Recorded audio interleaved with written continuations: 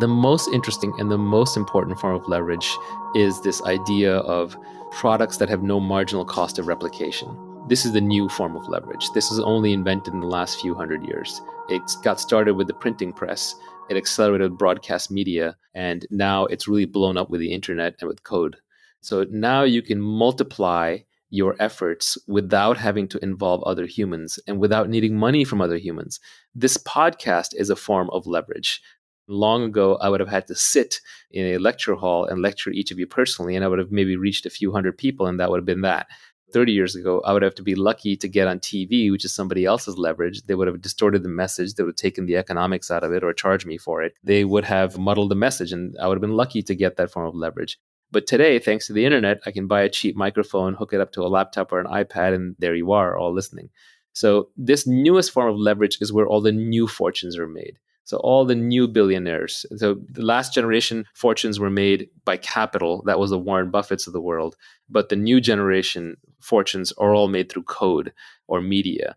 Joe Rogan making 50 to 100 million bucks a year from his podcasts. PewDiePie. I don't know how much money he's rolling in, but he's bigger than the news, right? The Fortnite players.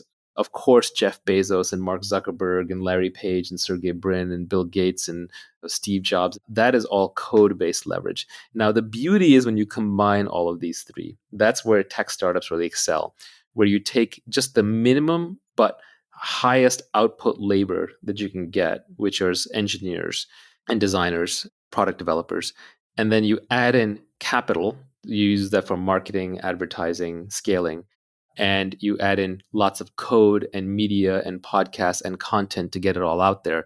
That is a magic combination. And that's why you see technology startups explode out of nowhere, use massive leverage, and just make huge outsized returns. Do you want to talk a little bit about permissioned versus permissionless?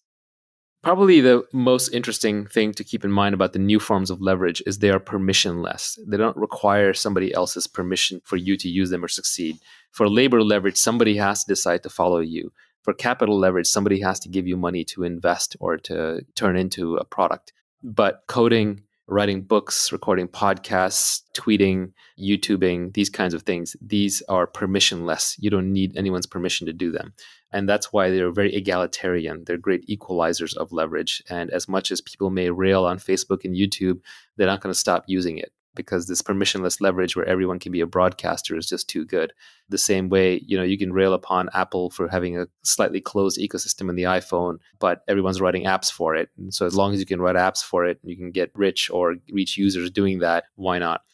I think of all the forms of leverage, the best one in modern society, and people are this is glib, this is a little overused, and this is why I tell people learn to code, right? It's that we have this idea that in the future, there's going to be these robots and they're going to be doing everything. And that may be true, but I would say the majority of the robot revolution has already happened. The robots are already here. And there are way more robots than there are humans. It's just that we pack them in data centers for heat and efficiency reasons. We put them in servers. They're inside the computers, all the circuits. It's a robot mind inside that's doing all the work. And so every great software developer, for example, now has an army of robots working for him at nighttime while he or she sleeps after they've written the code, and it's just cranking away.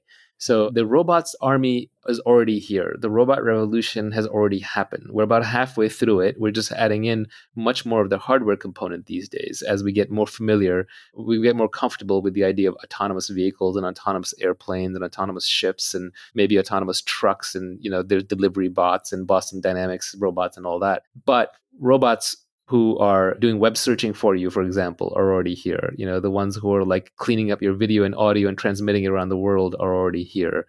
The ones who are answering many customer service queries, things that you would have had to call a human for, are already here.